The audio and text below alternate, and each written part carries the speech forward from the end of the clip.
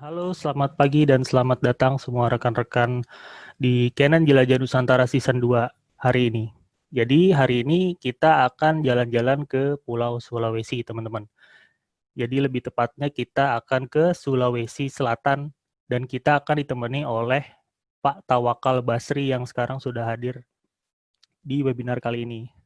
Oke, teman-teman, jadi seperti biasa Canon Jelajah Nusantara itu adalah jadi kita akan sharing mengenai sebuah kota atau daerah tertentu dari dua perspektif. Jadi kita bisa sharing mengenai suatu daerah melalui fotografer lokal atau orang lokal di sana yang memang tinggal di sana, atau kedua fotografer atau orang yang sering travel ke daerah tersebut. Jadi dia udah punya banyak pengalaman walaupun bukan orang lokal di sana. Oke, teman-teman, seperti biasa nih sebelum kita mulai acaranya, ada baiknya kalau kita sapa-sapa dulu nih. Yang pertama, dari manajemen DataScript yang sudah hadir pada pagi ini. Terima kasih kepada Ibu Mary Harun, lalu Ibu Monica, dan Bapak Sintrawong yang sudah hadir pagi hari ini. Terima kasih. Lalu tentunya supporting dealers kita nih yang udah hadir juga, ada Sinar Foto di Bali, lalu ada Pantai Foto di Malang, dan juga Borneo Digital di Banjarmasin. Oke, teman-teman, kita lanjut ya. Kita lanjut dengan produk sharing dari rekan saya Dani Nason. Jadi Mas Dani ini akan sharing mengenai full frame mirrorless dari Canon, yaitu Canon EOS RP. Mas Dani, sudah siap Mas? Ya, oke. Oke, silakan Mas Sudah, Dani. ya. Masuk ya suara saya? Ya, Masuk. oke. Siap-siap. Kita lanjut. Oke. Apa kabar semuanya? Semoga semuanya dalam keadaan baik-baik saja ya. Oke.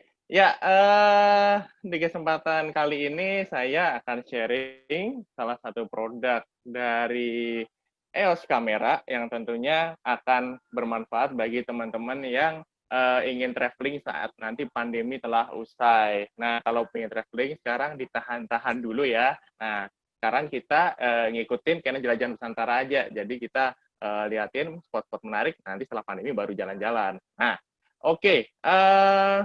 Kali ini, sebentar, saya akan share screen. Ya, ini adalah produk yang akan saya bagikan pada hari ini. Ini adalah Canon EOS RP. Nah, Canon EOS RP sendiri ini adalah Canon mirrorless full frame dari Canon yang tentunya juga sangat luar biasa, tapi dari sisi harga, walaupun ini biasanya kalau kamera mirrorless full frame itu kesannya mahal.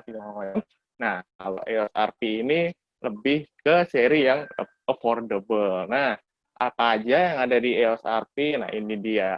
Dia punya kualitas image yang luar biasa dan juga didukung dengan performa AF yang juga sangat tinggi. Selain itu, dia juga sangat mudah untuk dioperasikan dan juga ringan dan ukurannya terbilang kecil, sangat compact. Tadi seperti yang saya bilang juga harganya affordable. Oke, ya ini kita bedah satu-satu. Kenapa dia memiliki image yang sangat kualitas image yang tinggi? Nah, pertama dia didukung oleh RF mount yang punya diameter luas, di mana dia diameternya mencapai 54 mm. Kemudian selain itu dia punya shorter back focal distance. Jadi antara lensa bagian belakang sampai ke sensor itu jaraknya sangat pendek. Jadi cahaya yang masuk ke lensa itu saat masuk ke sensor itu jaraknya pendek. Jadi tidak banyak bias segala macam. Makanya dari EOS R System ini punya warna yang kaya dan juga gradasi warnanya keren sekali. Selain itu, EOS R System juga didukung dengan lensa-lensa yang punya kualitas luar biasa juga. Oke, lanjut. Nah, tentunya kenapa dia punya kualitas image yang luar biasa? Karena dia punya sensor full frame itu tadi. Dia bisa menghasilkan bokeh yang sangat keren. Ditambah lagi ada gradasi warnanya akan sangat halus. Ya, itu karena adalah sensor full frame yang bisa menampung cahaya banyak sehingga warnanya akan lebih kaya.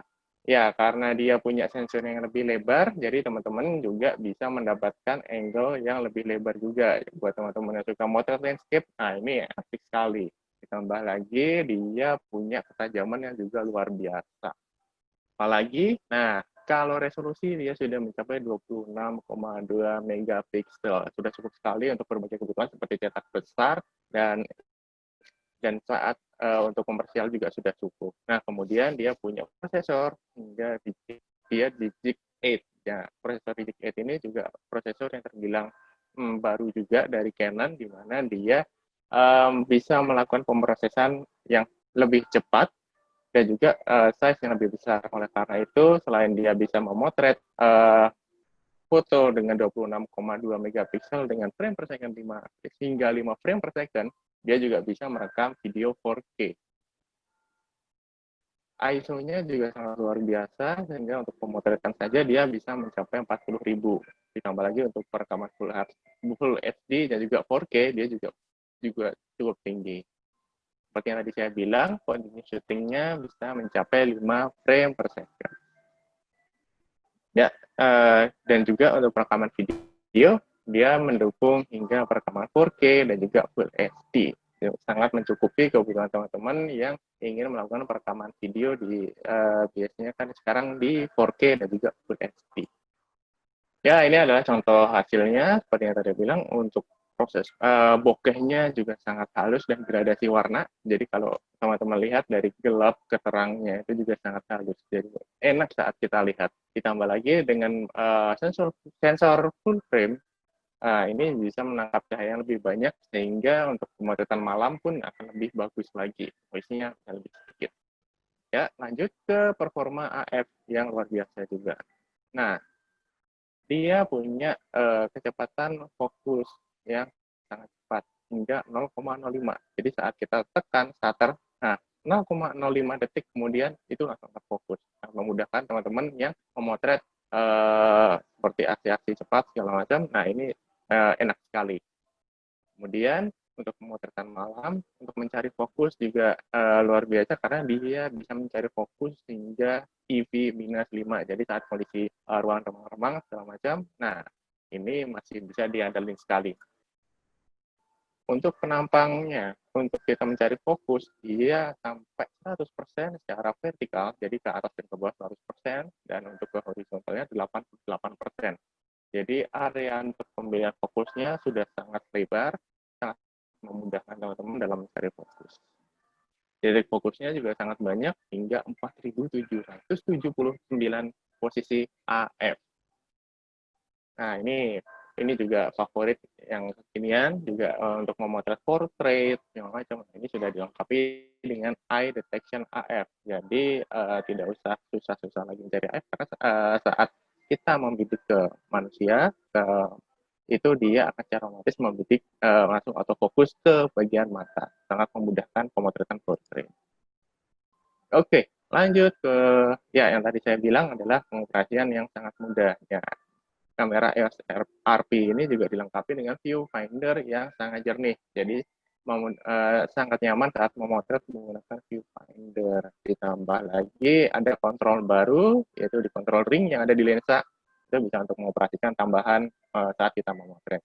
Ada juga fleksibel AF, dengan namanya FV mode.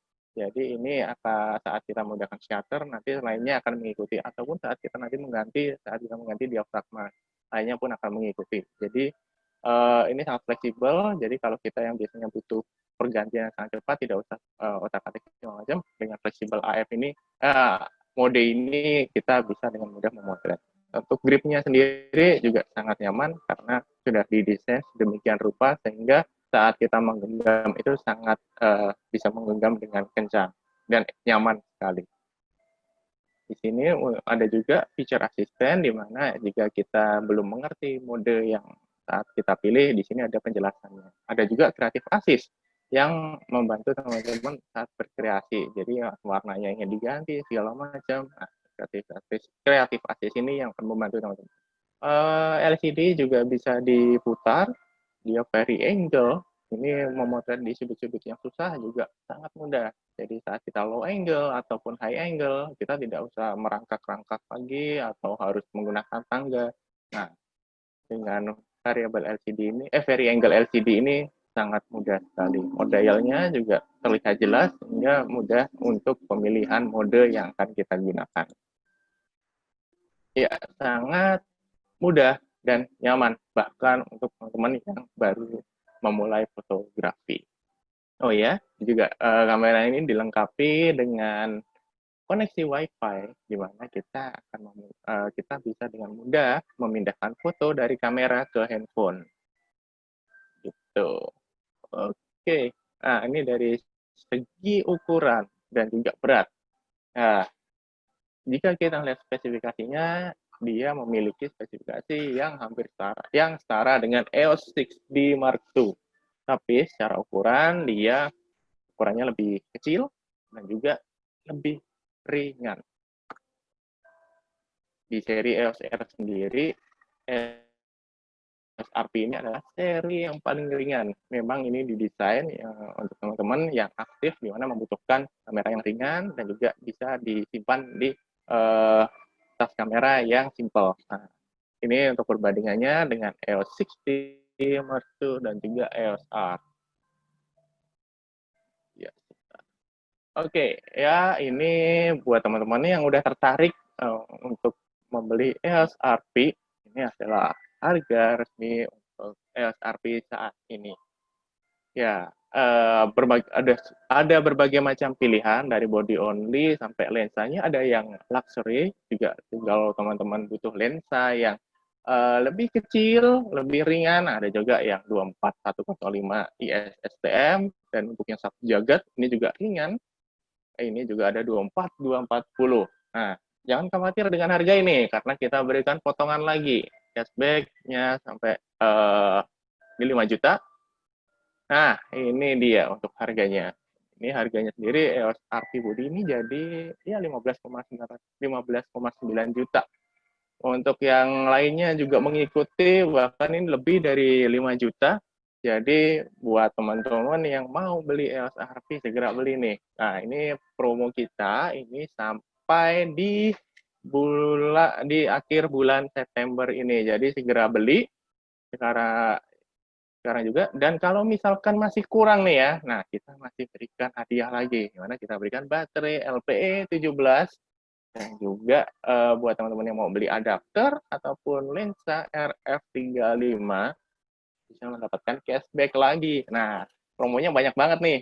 Jadi selain potongan harga, masih ada bonus, masih ada purchase to purchase. Dan ini kesempatan banget buat teman-teman untuk beli EOS RP. Segera di berbagai toko kamera rekanan kita. Oke, itu saja sharing produk saya kali ini. Saya kembalikan kembali ke Mas Iqbal. Silakan Mas Iqbal. Oke, terima kasih Mas Dani sharingnya. Keren banget ya teman-teman produknya. Jadi teman-teman bisa dapetin kualitas full frame dengan body yang compact dan juga harga yang affordable. Jadi kalau teman-teman butuh untuk kebutuhan hybrid, foto dan video, EOS RP ini cocok banget. Buat travel juga cocok banget sih teman-teman karena ukurannya kecil juga. Oke, kita lanjut ya teman-teman ke acara utamanya nih. Kayaknya Om Tawakal udah siap nih untuk sharing nih. Halo Om Tawakal, selamat pagi Om. Halo Om, masih ke mute ya? Oh, Ya, oke. pagi. Halo Om Tawakal udah siap untuk sharing-sharing mengenai Ya, Sulawesi Selatan?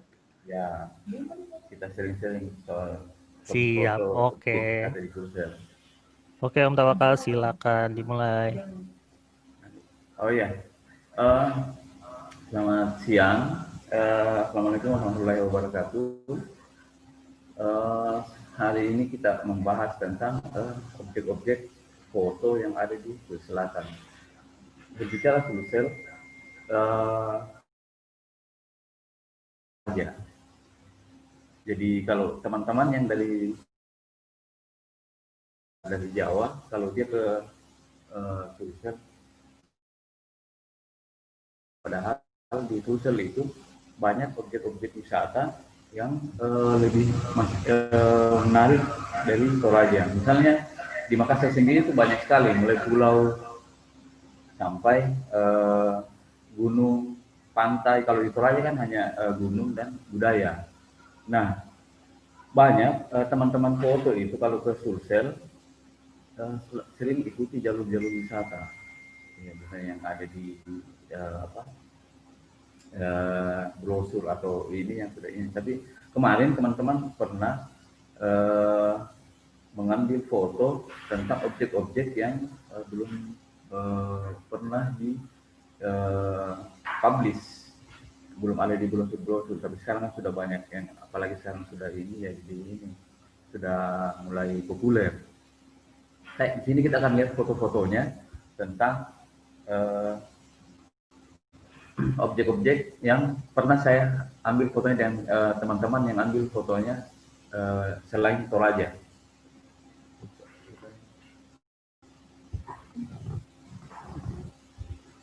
Halo? Halo? Ya, Om. Oh ya, ini saya akan dibagi fotonya. Ini sendiri fotonya, dilihat fotonya tentang objek-objek di selatan.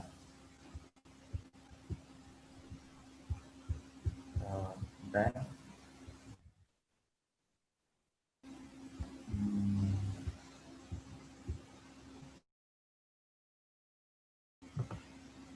Nah, di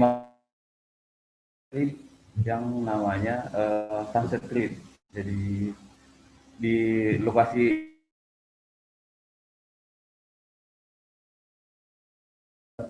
sunset dengan naik kapal pinisi, biayanya tidak terlalu.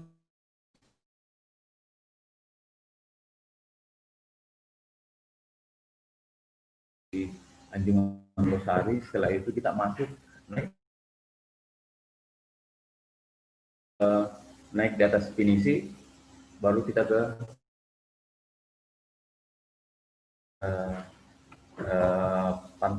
sunset di Pantai di Makassar lokasinya. Sorry Om Tawakal, Ya, mic-nya sip. bisa agak lebih dekat nggak? Oh iya, Nah, sip. soalnya Nah, tadi agak oke. putus-putus. Siap. Oke. Sunset Creek namanya. Kalau kita di Makassar, ini tiap hari standby finisinya di Makassar. Sunset dari atas kapal pinisi. Nanti juga kita akan lihat tempat pembuatannya kapal pinisi ini yang ada di Bulukumba. Nah ini kalau ada waktu dari Makassar itu sekitar sampai 4 jam ke Bulukumba untuk melihat. Nah, namanya Pantai Bira di Tanah Bira. Kita bisa lihat bagaimana cara pembuatan kapal. Kita bisa lihat semua dari awal sampai di bawah ke laut. Saya foto di sini pembuatan pinisi itu pesanan dari orang luar, orang dari Belanda waktu itu. Jadi rangka bodi semua dibikin di Bulukumba. Dibikin di Bulukumba, tapi finishing dilakukan di Jepara. Ini, sedangkan teknologinya semua teknologi orang Belanda yang buat. Finisi ini ada Papua, Raja Ampat.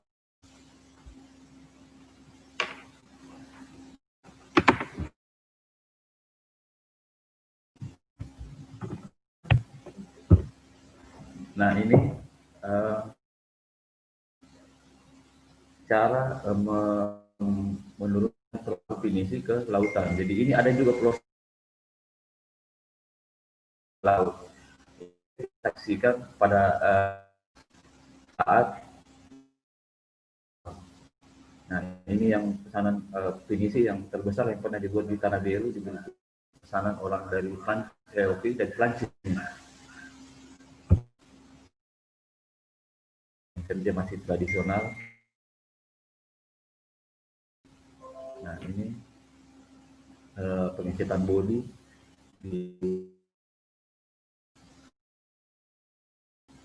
ada banyak perang yang lalu dibuat di finisi Tanah Biru.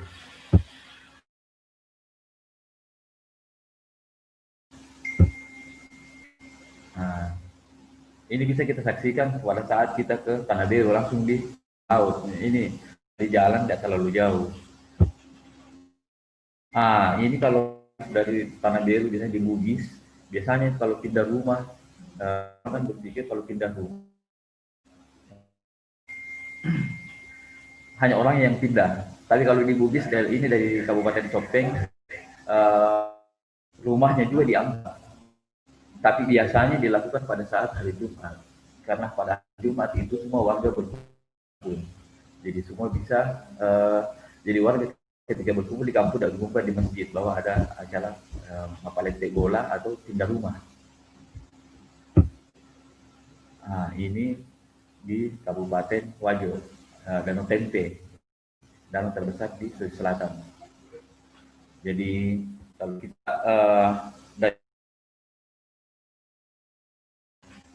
kita masuk ke Danau Tempe, ini teman-teman bisa semua objek ini bisa didapat.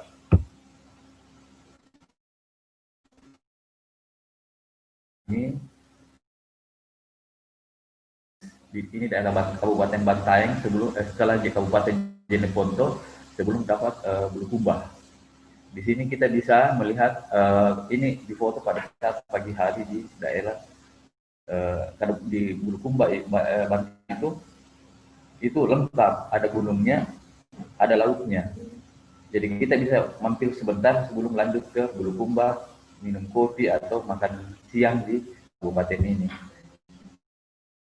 Kalau di Jawa Barat ada Baduy, tapi kalau di Sulawesi Selatan ada Kajang. Kalau di Baduy ada Baduy luar, kalau di Sulawesi ada Kajang dalam, ada Kajang luar.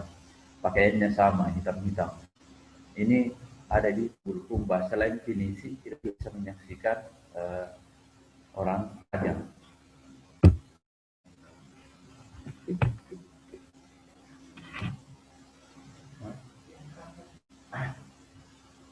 Dilepas nih. Masih ini kan? Nggak perlu pakai. Iya. Oh, nah ini objek yang ada di antara Kabupaten Sopeng dan Barlu. Objek ini namanya Lapalauna.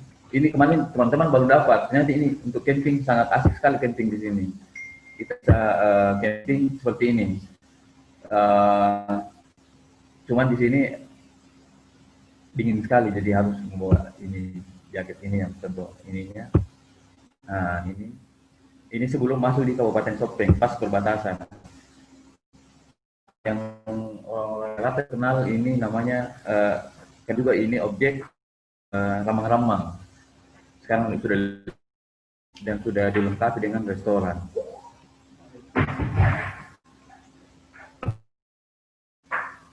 Nah ini pasar kuda di Kabupaten Jeneponto. Di sini di Jeneponto adalah sangat terkenal dengan kuda. Di sini Anda bisa menikmati coto kuda. Coto kuda. Kalau di Makassar kan ada daging sapi. Kalau di Jeneponto kita bisa saksikan, bisa nikmati kulinernya itu coto kuda. Dan juga pasar kudanya itu biasanya setiap hari Sabtu. Setiap Sabtu pasar kuda di Kabupaten Jeneponto.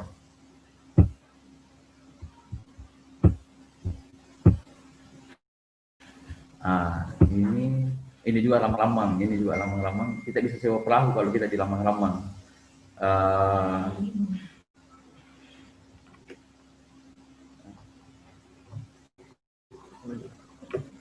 Nah, di sini kita bisa sewa perahu kalau kita di lamang-lamang. Tidak terlalu mahal perahunya. Kita bisa per grup biasanya. Kita bisa nikmati gua-gua di sepanjang sungai. Ini kampung di Sopeng juga, jadi tidak terlalu jauh dari kota Sopeng. Nah ini sama di ini juga.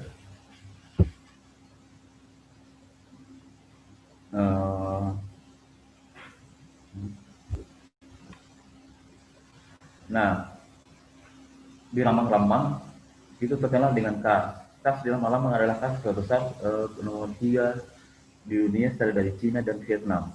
Di sini kita bisa menyaksikan gugusan Bukit Kars. Sekarang ini Kars yang di Lamang-Lamang dilindungi oleh masuk konservasi UNESCO. Jadi tidak bisa dirambah ataupun dijadikan tambang, karena di sekitar Lamang-Lamang itu ada 2 tambang semen, itu swasta dan milik pemerintah. Tapi kita masih bisa menyaksikan keindahan kars di lamang-lamang. Biasanya kalau mau ke sana lebih bagus pada saat jangan musim hujan, musim-musim ya seperti musim-musim gini, Agustus, September, Oktober sampai Desember, lebih safety, lebih aman. Nah, di sekitar Bukit Kars kita bisa dapat foto bagus. Selain sawah juga ada rumah-rumah di bawah Kars. Jadi fotonya sangat bagus kalau mau jalan-jalan di sini. Ini tidak terlalu jauh dari kota Makassar. Tidak jauh dari Lambang-Lambang kita bisa menyaksikan penangkaran kupu-kupu, yaitu ada di sekitar Bantimurung. Biasanya kalau kita ke Maros, kita selalu ingat Bantimurung. Bantimurung kita selalu ingat air terjunnya. Padahal di sekitar Bantimurung itu ada konservasi untuk kupu-kupu. Kita bisa saksikan banyak sekali kupu-kupu di situ. Khususnya di tempat penangkarannya itu namanya ada di jembatan di dalamnya itu Helena Bridge. Itu tempat khusus penangkaran kupu-kupu. Nah, ini kupu-kupunya di dalam. Nah, ini adalah tempat penangkaran. Awalnya ini tempat tidak dipublish untuk umum. Hanya peneliti yang bisa masuk di dalam. Jadi di sini ditutup dengan jaring. Tapi sekarang tempat ini terbuka umum tapi masih terbatas. Jadi kalau mau ke Helena Bridge, kalau bisa datang pagi-pagi karena tiketnya sangat terbatas masuk ke tempat ini. Nah, ini pengunjung sedang menikmati jembatan Helena Bridge di daerah penangkaran kupu-kupu. Ini jembatannya. Nah, di sini kita bisa saksikan berbagai macam kupu-kupu. Ini tidak terlalu jauh dari air terjun Bantimurung. Sebelum masuk gerbang kita belok kiri, tiketnya murah sekali tiketnya ini. Tapi harus datang pagi-pagi kalau mau masuk di tempat penangkaran. Nah, ini di atas jembatannya ini tertutup jaring semua di samping Bukit Kars. Jembatannya. Nah, ini kita juga bisa berfoto di atas jembatan lengkap dengan safety untuk menjaga hal-hal yang tidak diinginkan. Jadi ini sudah diinginkan. Nah, ini pemandangan dari atas. Ini kalau di bawahnya. Jadi pengunjung di sini sangat dibatasi untuk masuk. Nah, ini bisa dari Makassar, ini tidak terlalu jauh tempat penangkaran kupu-kupunya. Nah, ini yang kupu-kupu yang setelah kita dari jembatan kita ke bawah ada museumnya. Kita bisa saksikan kupu-kupu yang sudah diawetkan di dalam museum. Nah, ini yang kupu-kupu yang di dalam penangkaran.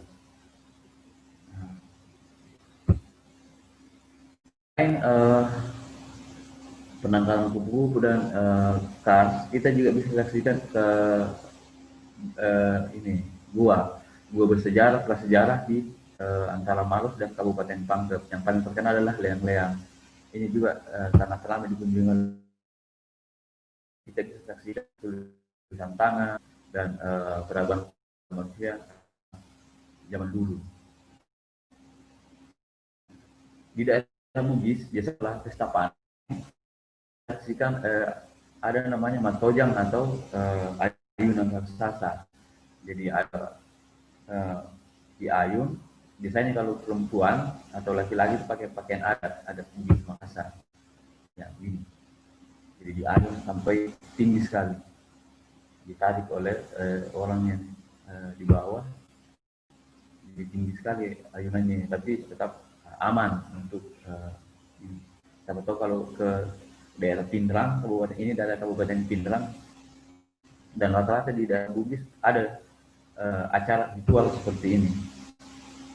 Nah, jangan lupa di Sulsel juga kita bisa saksikan PLTB, pembangkit listrik tenaga bayu. Ada 2 di Kabupaten Sidrap, ini di Kabupaten Sidrap, dan yang satu lagi di Kabupaten Jeneponto. Di Kabupaten Sidrap kita bisa saksikan dari pinggir jalan sama dengan Jeneponto. Hanya saja kalau di Kabupaten Sidrap Kalau untuk sampai di bawahnya gitu harus ada izin dulu sampai di bawah. Kalau di Jeneponto beda, kita bisa sampai di bawah tiangnya PLTB ini. Ini yang di Kabupaten Sidrap.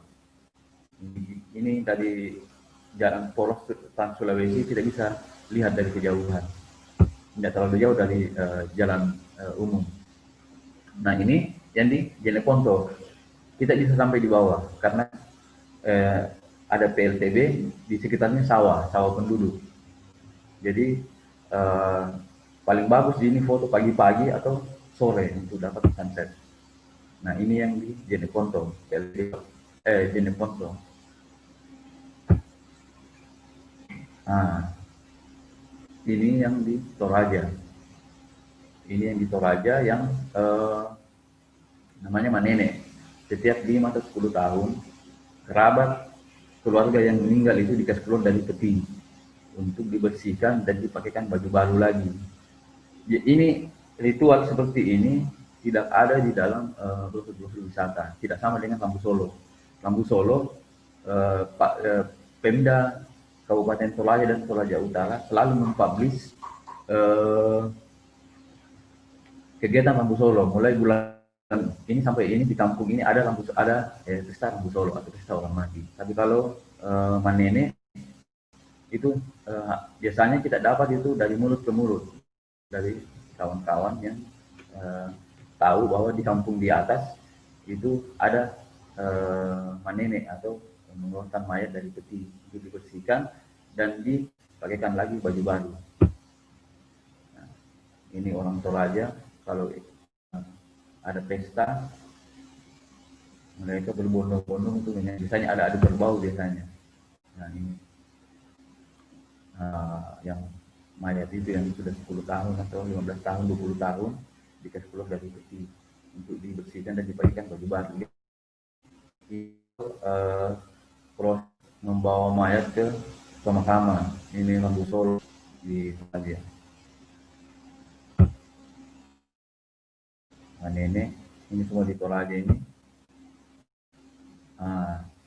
Biasanya kalau kita Lampu Solo itu pestanya dia lebih besar, apalagi kalau keluarga kaya atau keluarga pestanya seperti ini, ramai bahkan sampai berminggu-minggu.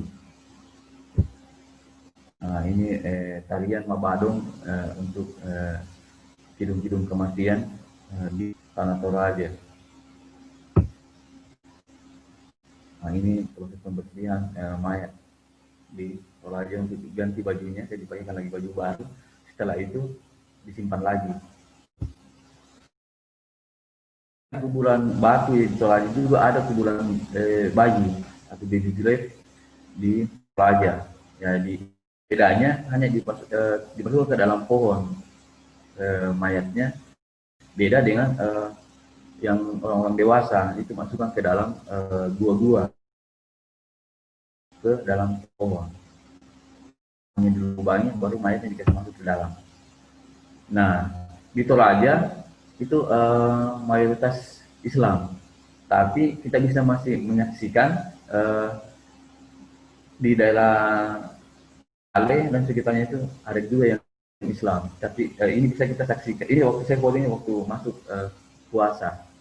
Kita bisa saksikan juga masjid-masjid banyak. Jadi jangan khawatir kalau ke Toraja, makanan-makanan halal juga banyak. Masjid juga sudah banyak di Toraja. Jadi jangan khawatir untuk ke Toraja. Nah, ini adalah pasar hewan terbesar di Sulawesi Selatan, yaitu ada di Toraja. Nah ini pasar hewan di Santepao. Di sini yang dijual kerbau semua, ada juga babi. Jadi di sini tidak ada transaksi semua non tunai, semua tunai di sini. Sampai ratusan sampai miliaran itu semua dibayar di tempat. Kerbaunya lihat datang, lihat kerbaunya, diraba, dilihat di tempat. Di sini pasarnya sangat menarik di sini. Jadi datang harus pagi-pagi untuk melihat transaksi non tunai di sini. Di sini tidak ada transaksi online, semua harus tunai. Nah, di sini kalau aja pagi hari Minggu karena mayoritas Kristen, jadi banyak gereja-gereja di Jadi saya sarankan itu kalau ke Toraja minat di lantai bawah ke Makale. Ambillah ke Batu Tumunga ke atas ya, daerah. Ya, perlu kita tahu juga bahwa kalau Toraja ini daerah dingin sama dengan Bandung.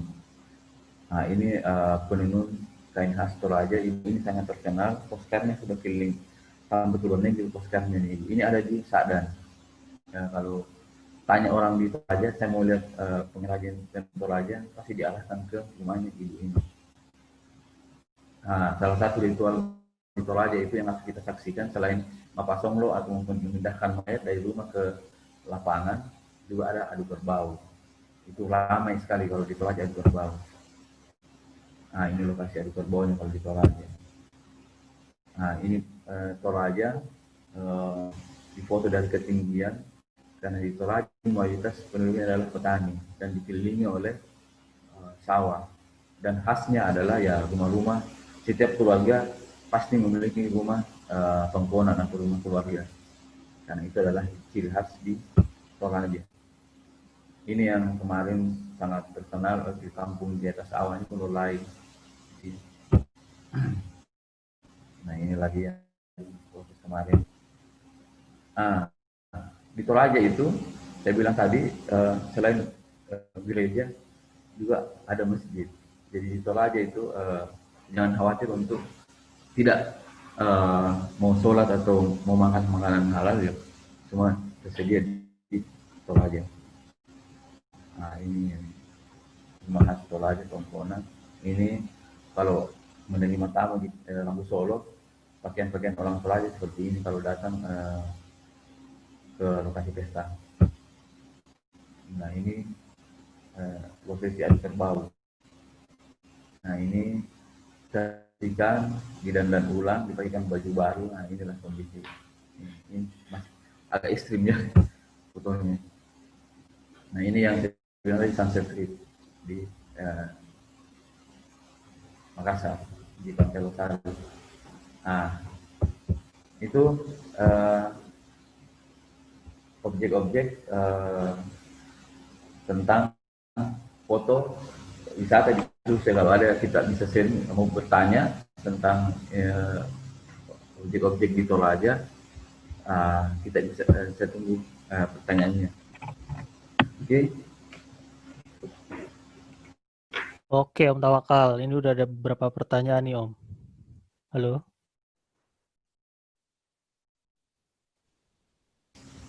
Halo. Halo, ya. Ya. Yang pertama nih, Om, ada dari Diah Damayanti. Gimana cara motret foto yang ada perahu dan pantulan awan di bawahnya? Fokusnya di mana dan speed berapa? F-nya juga berapa? Terima kasih. Biasanya saya lakukan itu ini ya, refleksi ya. Refleksi.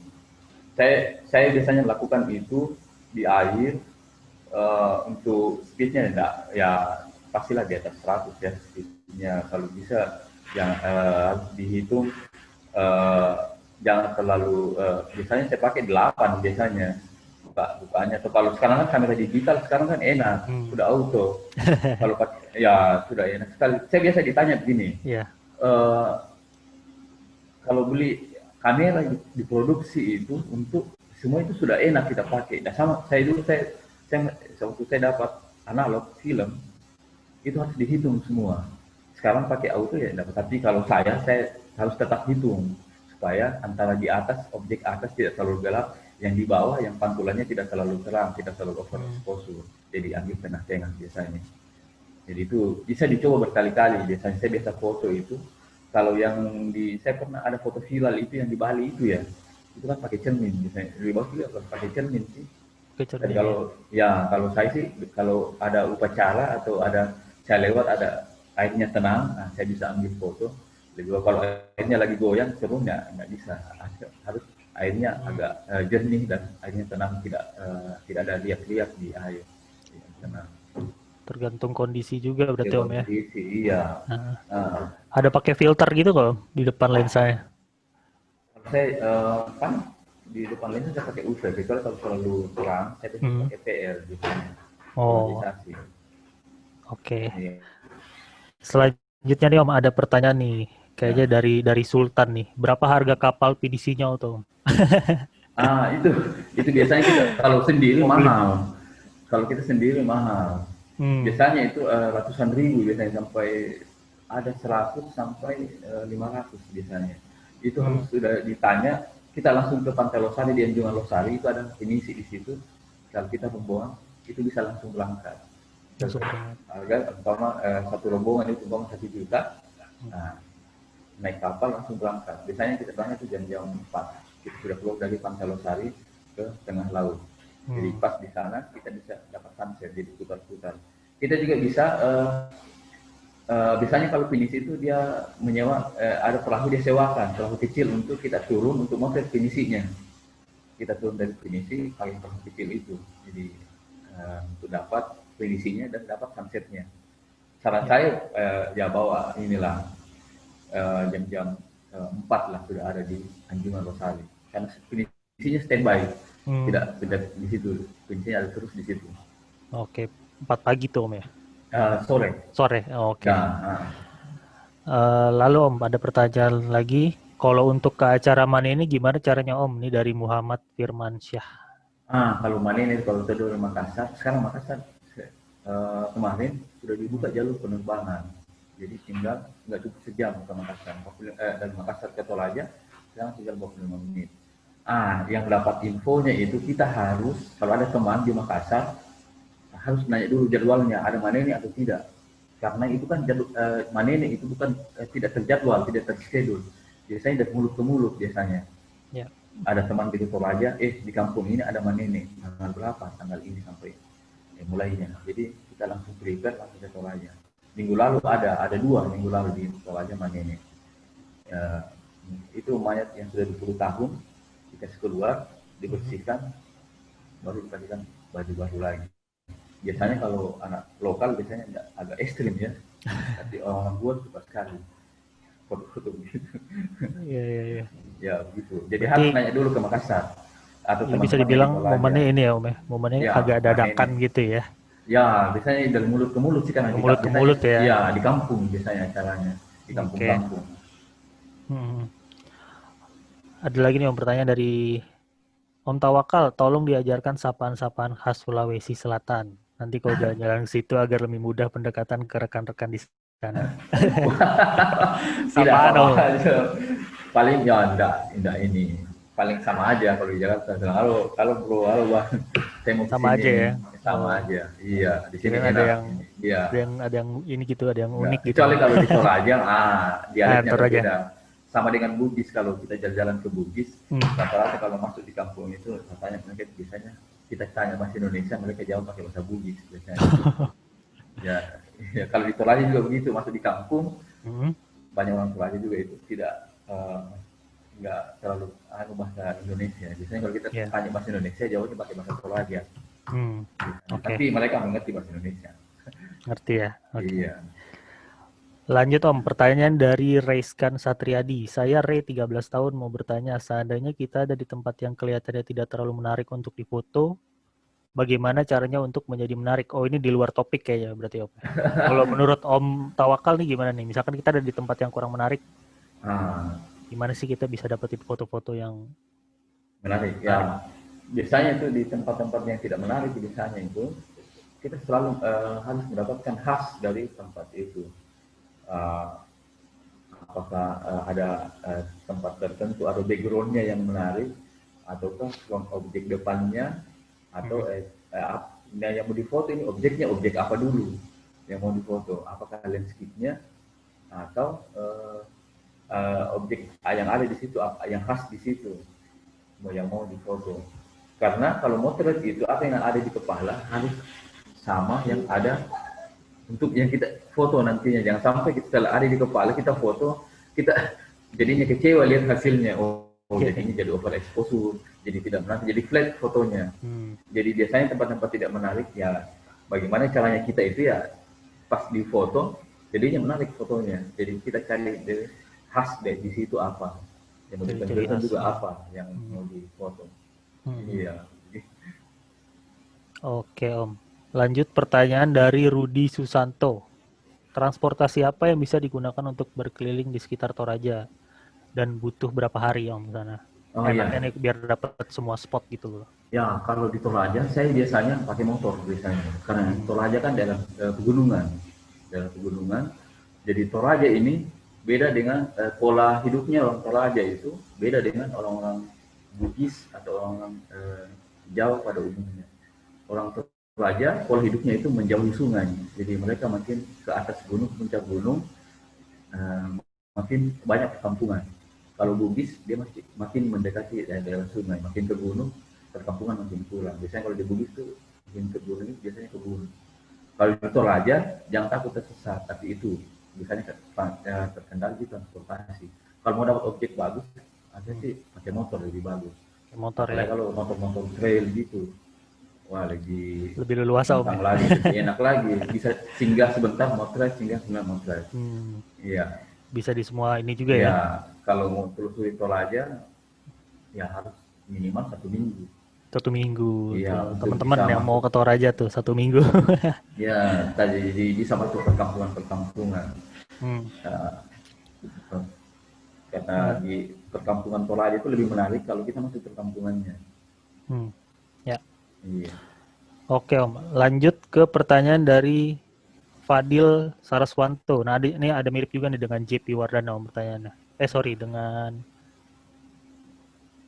Oke, langsung aja Om ya. Kok belum ada foto kuliner di Toraja? Waduh. Wah, di Toraja kulinernya banyak. Banyak banget ya Om ya? Iya, banyak sekali. Mau yang halal, mau yang tidak halal banyak sekali. Kurang lebih sama dengan Edward Nassen nih Om. Minta di-share foto-foto makanan, ada nggak di sana? Iya, di Toraja banyak sekali kalau mau. Sama dengan di Bali misalnya. Sama di Bali ya? Di Bali kalau kita masuk di Bali, jual babi guling di jalan. Sama dengan di Toraja. Tapi saya bilang jangan khawatir, di sana juga banyak orang-orang Jawa, makan Padang banyak juga. Kalau Toraja khasnya kemana-mana orang Toraja itu pakai sarung karena dingin. Dia di perkotaan. Yang kedua, kalau di pinggir-pinggir jalan itu minuman-minuman khasnya orang Toraja itu kalau ini tradisional bir namanya, tuak balok. Jadi banyak tuak di Toraja, apalagi di pesta. Kalau di pesta, motret untuk dapat foto yang seperti itu jangan di depan yang tempat keramaian, ke belakang rumah. Biasanya orang Toraja itu minum balok tidak pakai gelas, minum tuak tidak pakai gelas, pakai bambu. Jadi pakai bambu dia minum. Jadi di Toraja kalau kuliner banyak, jangan khawatir, sama aja sama dengan di Sulsel ya. Makanannya sama aja, cuma ada bedanya. Orang Toraja suka makanan yang pedis-pedis. Rekomendasi ada nggak nih Om? Rekomendasi dari Om Tawakal ada nggak nih? Kalau ke sana jangan ngelewatin makanan ini gitu misalnya. Kalau mau ke Toraja jangan lupa makan makanan yang dimasak dalam bambu. Ayam dimasukkan dalam bambu, itu ada khas sayurnya, itu tolo pamarasan namanya, sayur.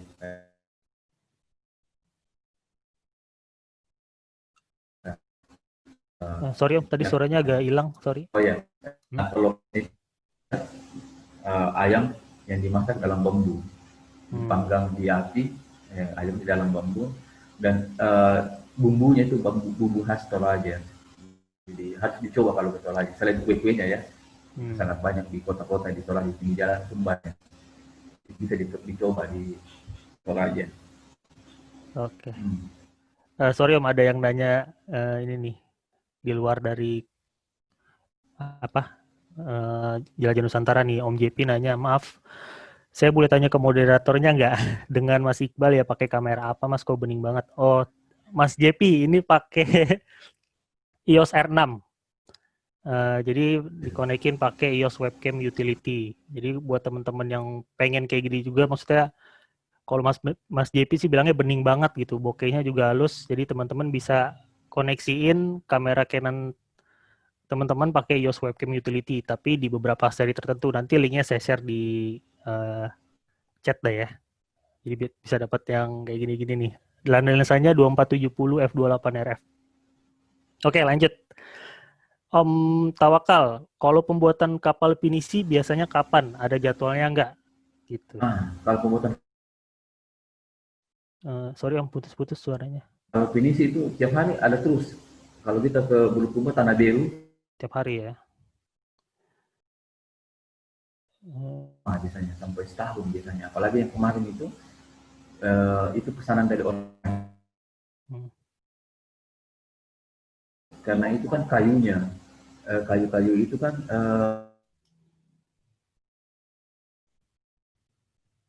dari sekitar Sulawesi, dari Sulawesi Tengah dan dari Sulawesi Tenggara,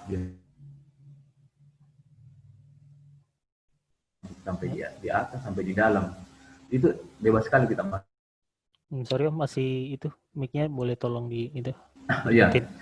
Ya, itu kita bisa sampai motret. Ya, jadi kalau ke sana pagi lebih pagi ya. Dan biasanya kalau buatan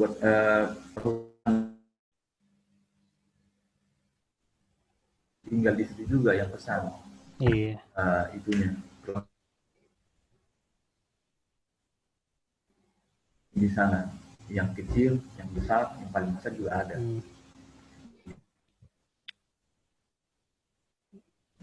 Nah, jadi dari Makassar itu bisa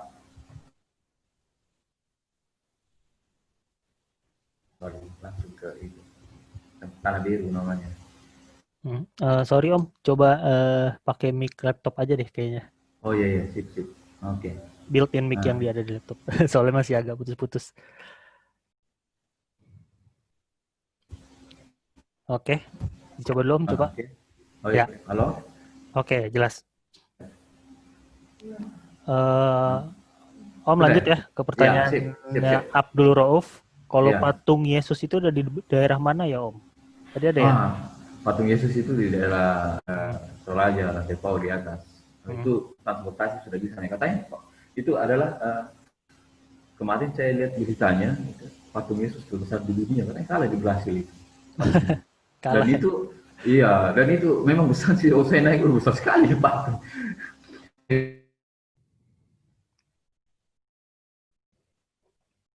Sorry, masih putus-putus suaranya.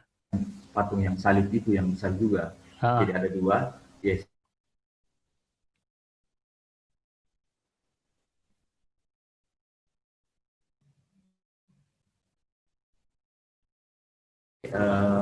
Untuk di Toraja itunya jangan khawatir, saya bilang tadi masjid juga banyak di Toraja, di mana-mana kemudian juga banyak kita jumpai masjid agungnya malah di Depok besar sekali.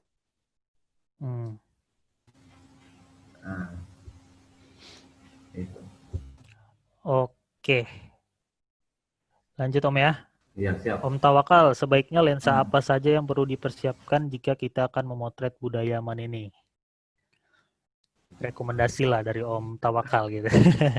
Biasanya lebih banyak lensa wide ya. Pakai tele, kita jangan gitu pakai digital. Karena kalau kita lihat apa aja yang belum dibuka masuk ke dalam, itu kan pakai wide semua.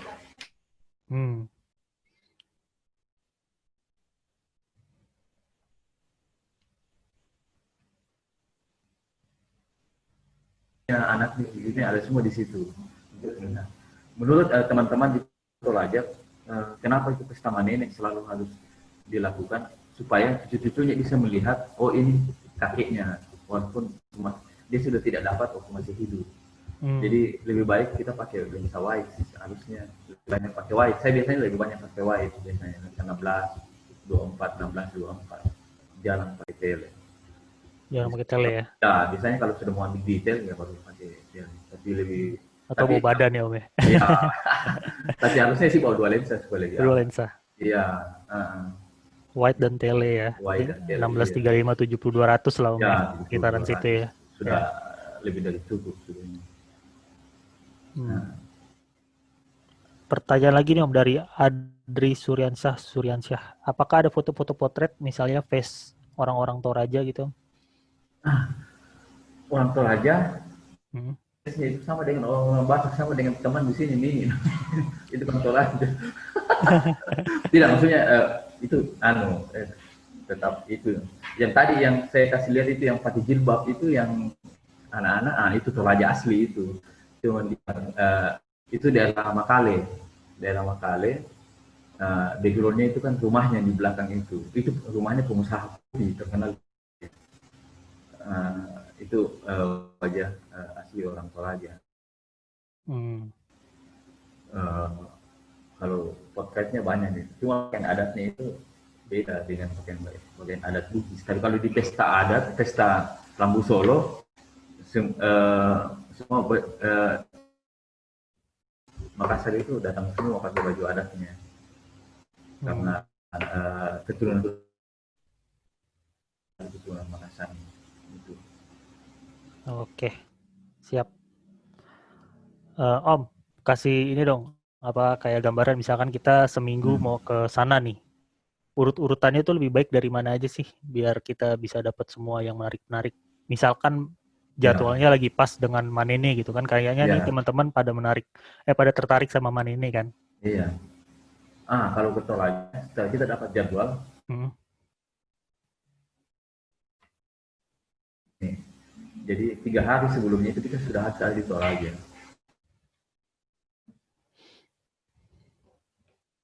Melakukan peti itu pagi-pagi biasanya. Mereka melakukan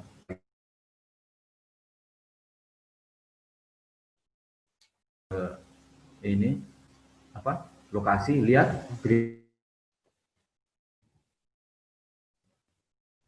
objek yang lain yang ya, kita jangan hanya mengambil gambar Manene. Siapa tahu di kampung sebelah ada yang Lampu Solo, kita juga harus tahu jadwalnya kapan dia. Songlo atau memindahkan mayat dengan menerima tamu.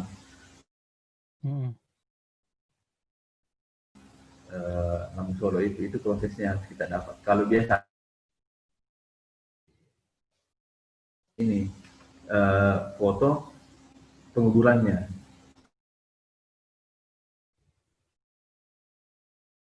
peti diangkat, dibersihkan, bajunya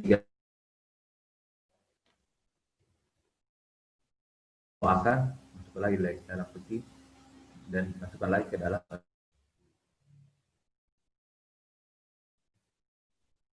itu. Oke.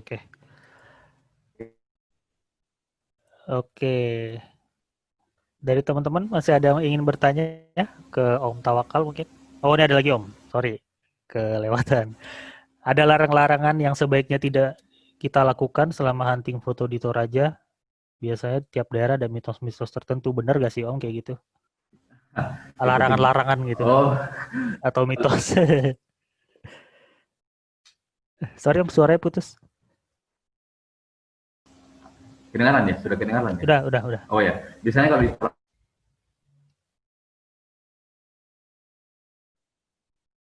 biasanya apa yang bisa saya lakukan, apa yang tidak saya bisa lakukan kalau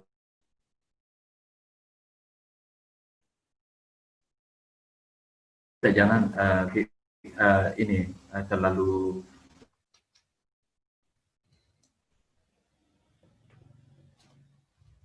asal jangan masuk ke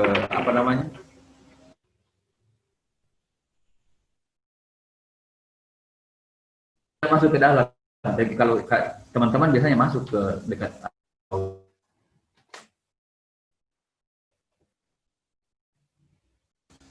jangan terlalu itu nggak ada sih.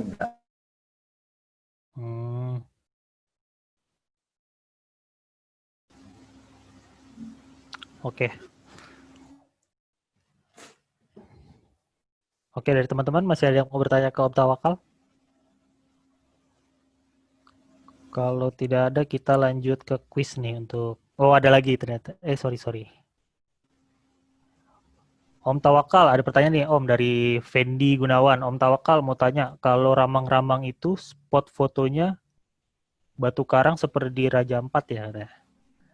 Ya, itu kan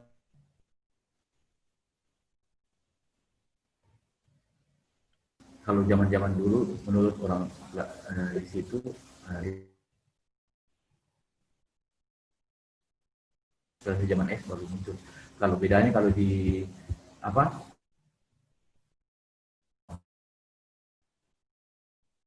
Sorry Om, terputus suaranya. Karsnya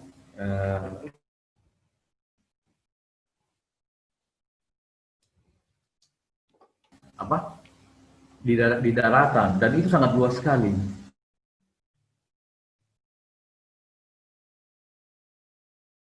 Dalam kita nyewa perahu biasanya. Berkelompok juga sih. Berkelompok ya.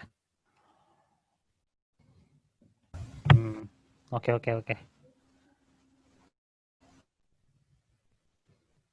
Sorry Om, putus tadi Om. Nah, jadi kalau mau ke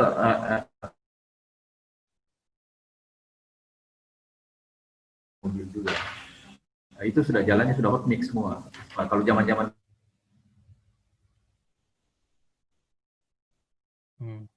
sekarang sudah enak. Ya, maksudnya ke dalam sudah hot mix semua.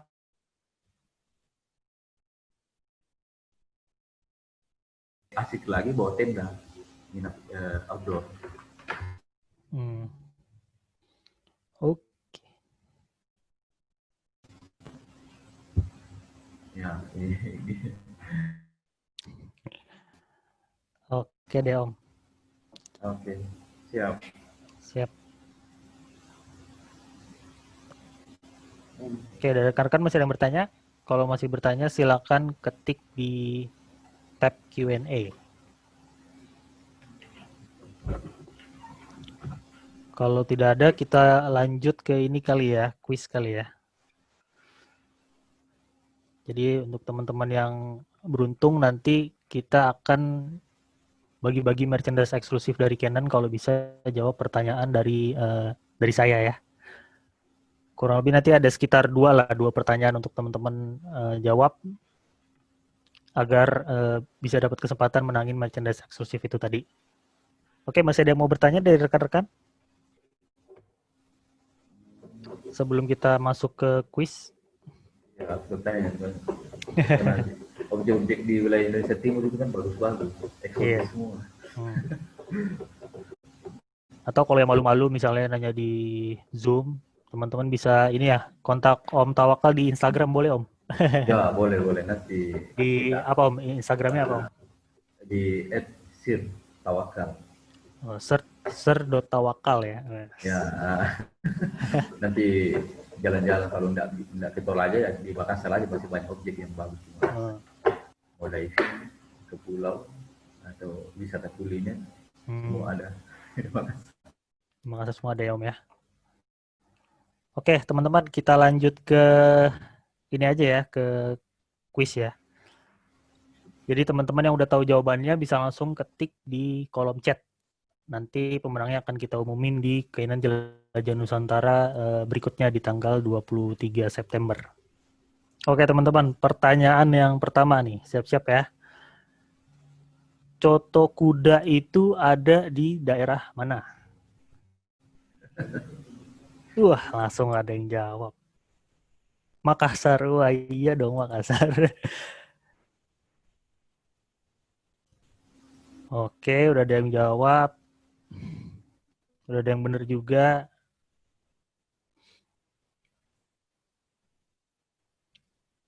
Oke, teman-teman lanjut ya ke pertanyaan kedua ya. Kawasan apa yang sekarang udah dilindungi UNESCO untuk dijadikan Global Geopark di Indonesia? Wih, cepet banget dijawabnya. Ya, terus masih banyak yang jawab.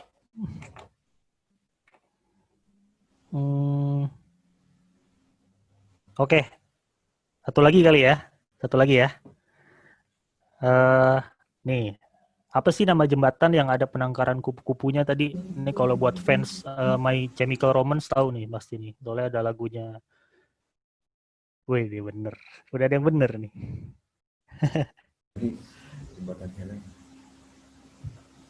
Waduh, Buni ini jawabnya ini doang. Lagunya My Chemical Romance nih kurang disebutin. Selanjutnya.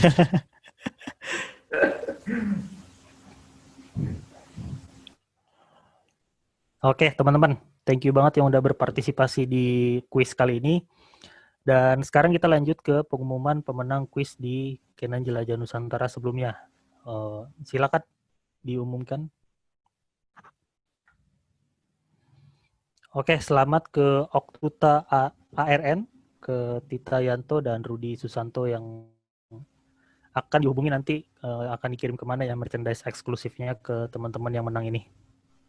Oke, teman-teman, kita udah ada di penghujung acara nih, tapi sebelum kita tutup acaranya, kita ada sedikit kisi-kisi nih untuk next-nya kita akan kemana nih. Di sini sudah hadir Bang Acit ya. Halo Bang Acit. Halo. Halo. Siap. Bang Acit, kita next-nya mau kemana nih di Kenan Jelajah Nusantara? Kita mau ke kampung saya, Wah, Banjarmasin. mantap. Bisa dong Om nih, di-share-share dikit nih, tapi jangan banyak-banyak, biar nanti Ya, di acaranya. terus terang saya sendiri bingung mau lagi nyusunnya ya. Urutannya gimana, karena ini perlu diceritain enggak? Ini banyak banget yang pengen diceritain. Kenapa? Karena Banjarmasin sendiri itu kan lebih terkenal sebagai kota 1000 sungai. Ya. Jadi masyarakatnya adalah masyarakat yang hidup di atas sungai. Jadi ya semuanya di atas sungai, dilakukan di sungai gitu. Tapi banyak banget Om ya yang mau di-share. Banyak banget gitu. Mulai dari anak kecil sampai yang dewasa, orang tua itu beraktivitas di sungai gitu. Ya. Gitu. jadi Kemudian semua, lanjut Om. Pastinya saya mau cerita juga tentang yang paling famous lah, Pasar Terapung. Pasar Terapung. Iya. Siap. Jadi lanjut Om. Kemudian ada katanya sih satu-satunya tambang intan di Asia Tenggara. Oke. Siap-siap, mantap Om. Cukup segitu aja Om, biar nanti pada penasaran. Oke teman-teman, terima kasih banget udah stay tune di Kenan Jelajah Nusantara Sulawesi Selatan kali ini. Next-nya kita akan ke Banjarmasin ya, ditemani oleh Bang Acit tadi yang udah sharing dikit-dikit mengenai mau ngapain sih kita di sana, dan udah kasih kisi-kisi kalau kita akan banyak bahas tentang sungai-sungai ya teman-teman ya.